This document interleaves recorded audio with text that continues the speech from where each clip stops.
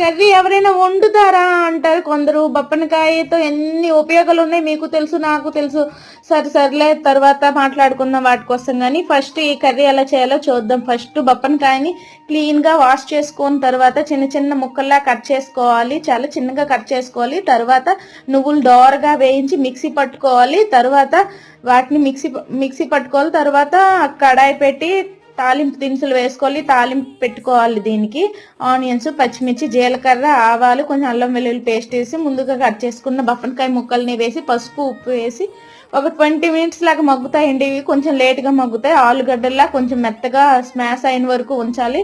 తర్వాత మనం ముందుగా చేసుకున్న ఆ పొడి ఉంటుంది కదా, నువ్వుల పొడిని ఇంకా కారం, మనకు సరిపడినంత కారం, కొంచెం మసాలా కూడా, కర్రీ మసాలా కూడా వేసుకొని స్టవ్ ఆఫ్ చేసేయాలండి. చాలా బాగుంటుంది. చాలా హెల్త్ బెనిఫిట్స్ మన లేడీస్